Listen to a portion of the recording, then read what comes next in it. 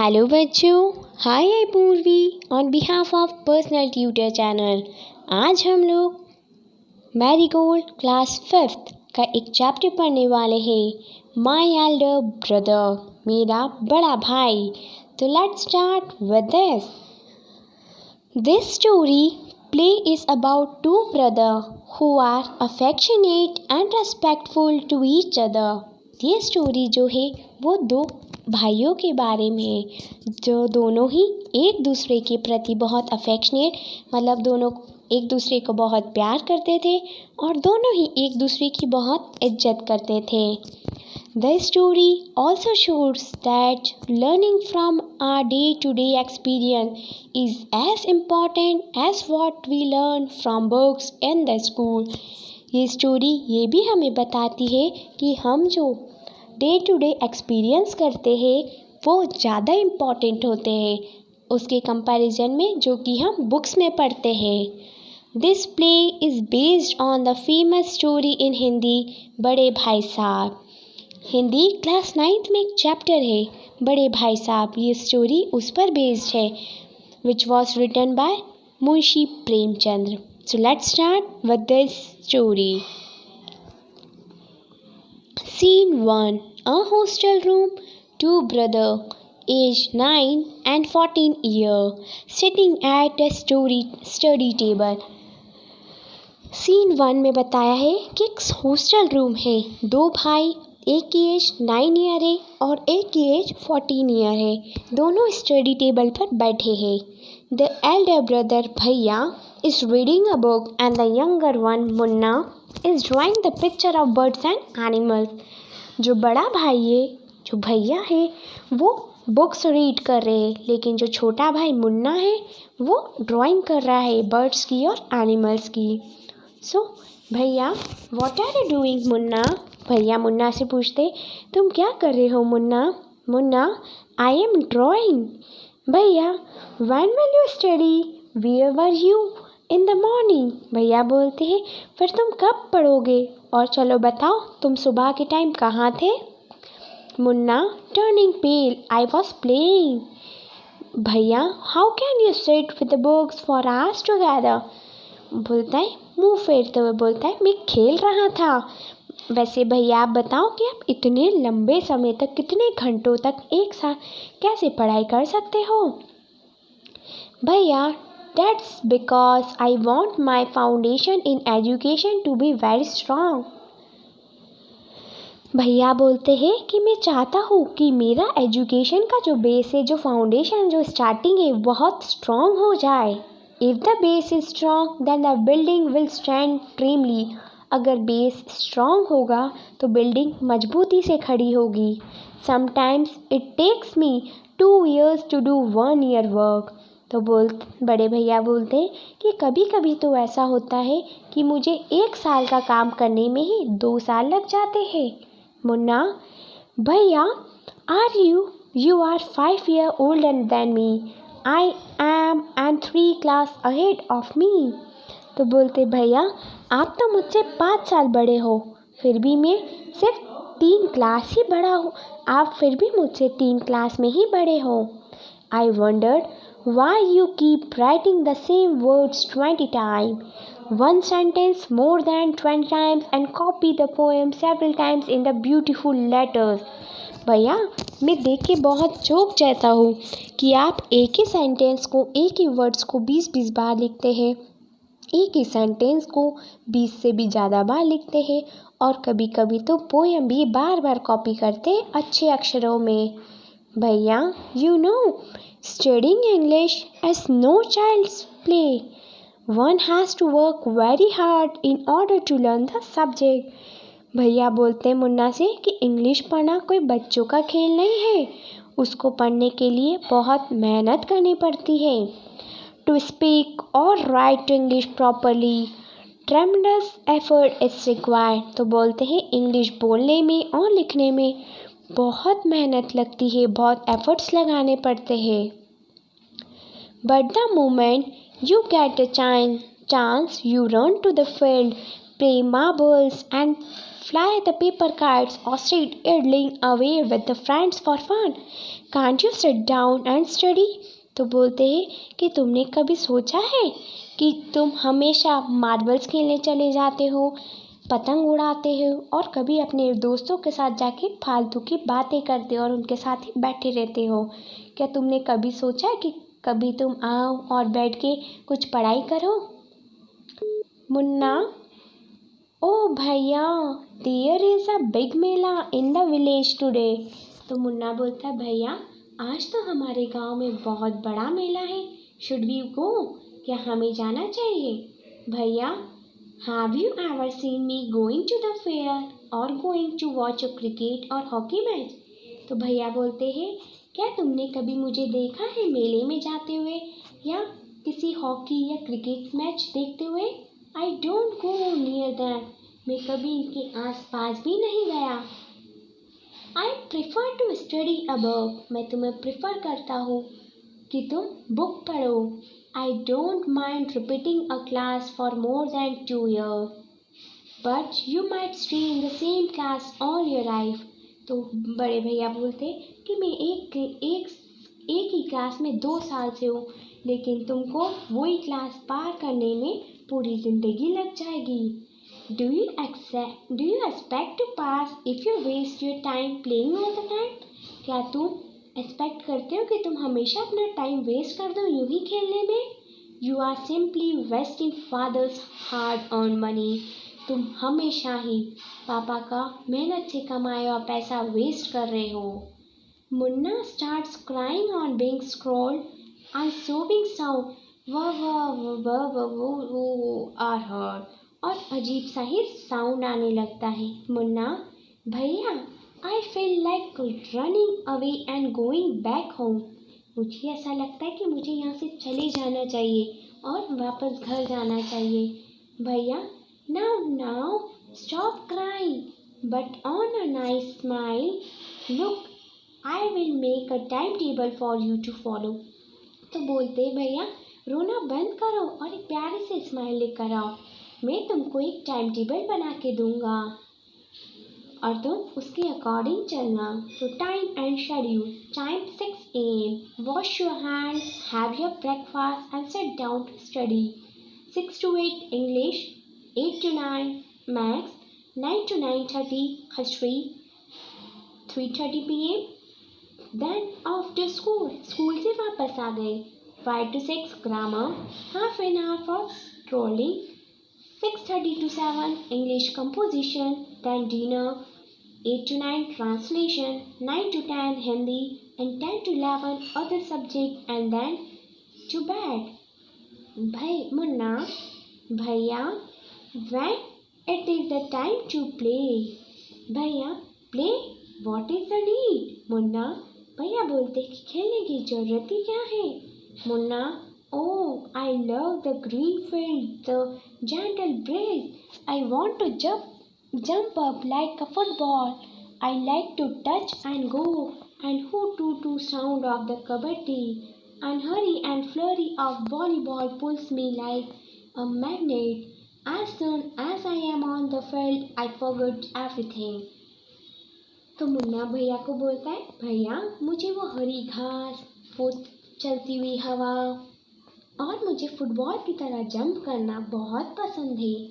And I like the touch and go to the to sound of kabaddi, और volleyball खेलना भी बहुत पसंद है। और ये सारी चीज़ें मुझे अपनी ओर खींचती है, जैसे कि मैग्नेट दूसरी मैग्नेट को अपनी तरफ अट्रैक्ट करती है। As soon as I am all the field, I forget everything. जब मैं फील्ड में होता हूँ, जब मैं मैदान में होता हूँ, तब मैं हर एक चीज़ भूल जाता हूँ। Now scene 2, the final exams are over and the results are out. Final exam खत्म हो गई थी और रिजल्ट आने वाला था। Bhaiya, alas, I have failed once again. भैया बोलते, ओ गॉड, मैं तो इस बार भी फेल हो गया। मुन्ना, ओ but bhaiya, I have passed and topped my class, now there is only 2 year difference between us. Munna बोलता है, पर भैया मैं तो पास हो गया और क्लास में मैंने टॉप किया है और अब तो अपन दोनों के बीच में सिर्फ 2 ही क्लास का डिफरेंस बचा है। Bhaiya, but my dear brother, don't be so proud. तुमको इतना प्राउड होने की ज़रूरत नहीं है। You have passed only 1 class and you think that I am stupid and you are smart. तो भैया बोलते हैं कि तुमने सिर्फ एक क्लास पार करी है, तुम्हें क्या लगता है कि मैं बेवकूफ़ हूँ और तुम ज़्यादा स्मार्ट हो। Once in the wild in a gully danda game, you might get lucky and hit a goal, but that doesn't mean you have mastered the game। जैसे कि गुल्ली डंडा का गेम होता है, अगर तुम एक बार अपना एम जो टारगेट होता है उसको पूरा कर लेते हो तो इसका मतलब ये नहीं कि तुम उस गेम के मास्टर हो। You have to work hard to be successful in life. तुम्हें बहुत हार्ड वर्क करना पड़ेगा अगर तुम लाइफ में सक्सेसफुल होना चाहते हो। When you have to study a subject like algebra or geometry in higher classes, then you will understand the importance of hard work। जब तुमको अगली क्लासेस में अलजेब्रा और ज्योमेट्री पढ़ने को मिलेगा ना हायर क्लासेस में, तब तुमको समझ में आएगा कि हार्ड वर्क कितना इम्पोर्टेंट है।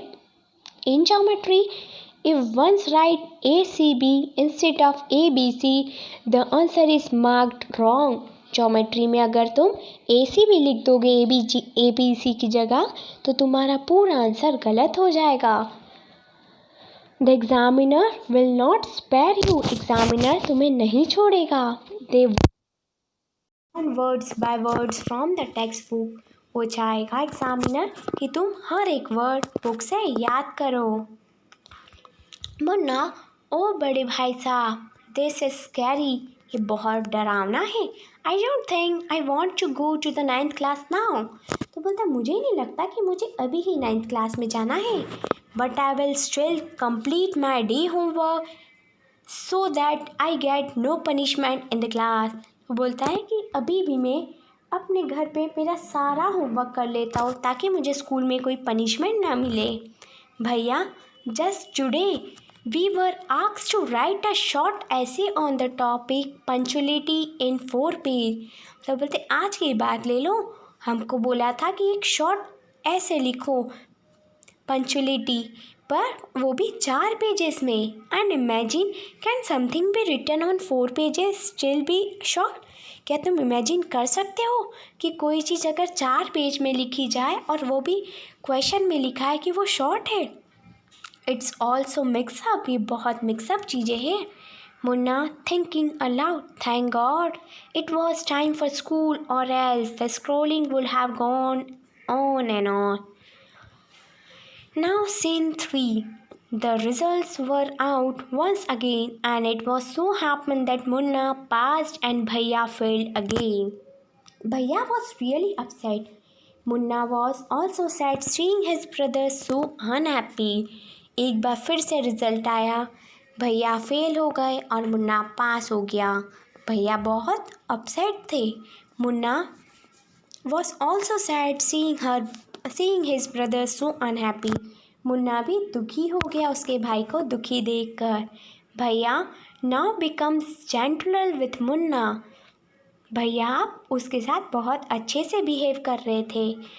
Munna became naughtier because of this and studied even less than before।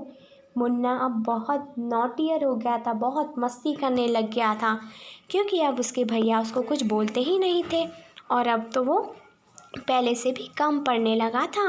Munna talking allowed, lash I am lucky I can pass easily. Munna बोलता है हाँ मैं तो बहुत लकी हूँ, मैं तो ईजीली हर क्लास में पास हो जाता हूँ। I need not study so hard, मुझे ज़्यादा पढ़ने की ज़रूरत भी नहीं है। Now I can play games with my friends and fly kites. अब तो मैं अपने दोस्तों के साथ गेम भी खेल सकता हूँ और पतंग भी उड़ा सकता हूँ। But I should still be careful that भैया does not see me flying kites. But मुझे अभी भी सावधान रहना पड़ेगा कि भैया मुझे पतंग उड़ाते हुए ना देख ले। One day a kite is flying slowly downwards. एक दिन की बात है जब पतंग नीचे आ गई धीरे धीरे। Munna starts running in order to grab it. Munna ने भागना शुरू किया ताकि वो उस पतंग को पकड़ सके। सडनली ही comes face to face with भैया, और कुछ ही देर में वो भैया से फेस टू फेस मिला। भैया catching hold of Munna hand, भैया ने मुन्ना का हाथ पकड़ा। Aren't you ashamed to be playing kites all day long? क्या तुम्हें शर्म नहीं आती कि तुम पूरा दिन पतंग उड़ाते रहते हो? Don't you realize that now you are in the 8th class? क्या तुम्हें बिल्कुल भी रियलाइज़ नहीं है कि तुम अब 8th क्लास में आ गए हो and are not studying in the lower class? अब तुम छोटी क्लास में नहीं हो। If you think that I am just one class ahead of you and I can't say anything, you are wrong. अगर तुम सोचोगे कि मैं तुमसे सिर्फ एक ही साल बड़ा हूँ और तुम कुछ नहीं कहूँगा तो तुम गलत सोच रहे हो। I am 5 years older than you and will always be. मैं तुमसे 5 साल बड़ा हूँ और हमेशा रहूँगा भी। Understanding doesn't comes only from reading books. समझदारी सिर्फ किताबें पढ़ने से नहीं आती. Look at maa baba. Maa has never gone to school and baba has only passed 5th class. अपनी मम्मी और पापा को ही देख लो कि मम्मी कभी स्कूल ही नहीं गई और पापा ने सिर्फ 5th क्लास ही पास करी है. Munna really bhaiya, is that true? क्या ये सच है? Bhaiya yes, there are 1,000 things that they know more than you और मी. तो बोलते ऐसी हज़ारों चीज़ें हैं जो वो जानते हैं तुमसे भी ज़्यादा, मुझसे भी ज़्यादा. Anyone, if we have studied the wisdom of the whole world, Ma and Baba will always have the right to explain to us and correct us. अगर हम दुनिया की सभी चीज़ जान जाए फिर भी अगर हम कोई गलती करते हैं तो माँ और बाबा को पूरा राइट है कि वो हमको समझाए और इस चीज़ को सही करे. Now, what would you do if I were to fall sick today? तुम क्या करोगे अगर मैं आज बीमार पड़ गया तो? मुन्ना आई don't know bhaiya. I would tell baba and he would rush to the hostel. मैं बाबा को फ़ोन कर दूँगा और वो यहाँ हॉस्टल आ जाएंगे. Bhaiya I had expected this answer. भैया बोलते मैंने यही आंसर तुमसे एक्सपेक्ट किया था. Now baba will not get upset. क्या तब बाबा अपसेट नहीं होंगे? He would first try to find out what was wrong and then he would call a doctor. तो पहले वो देखेंगे कि क्या गलत हुआ है और फिर वो डॉक्टर को बुलाएंगे. बाबा would not exactly what to do. They have more experience than us. बाबा को पता है कि एग्जैक्टली क्या करना है और उन्हें हमसे भी ज़्यादा एक्सपीरियंस है. Munna with tears in his eye. Munna की आंखों में आंसू आ जाते हैं. भैया I am sorry. What you say is true. तो मुन्ना बोलता है भैया आई एम सॉरी, मुझे माफ़ कर दो. मुझे आप जो कह रहे हैं वो बिल्कुल सही है. भैया हग्स मुन्ना लविंगली. भैया ने मुन्ने को प्यार से गले लगाया. भैया I also like to play and fly kites but if I also play then how can I watch out for you. You are my responsibility. So भैया बोलते हैं कि मुझे भी खेलना और पतंग उड़ाना बहुत पसंद है. अगर मैं भी बाहर खेलने चले जाऊँ तो तुम्हारा ध्यान कौन रखेगा? तुम मेरी रिस्पॉन्सिबिलिटी हो. मुन्ना आई लव यू भैया. New words. फाउंडेशन यानी solid base. Schedule time table. Essay composition on any subject. idling without any purpose यानी लेजी. मास्टर्ड गेन एक्सट्रीज एंड स्किल. बच्चों आई होप कि आपको ये चैप्टर समझ में आया होगा. And if you have any query then comment in comment box. Thank you. Have a nice day.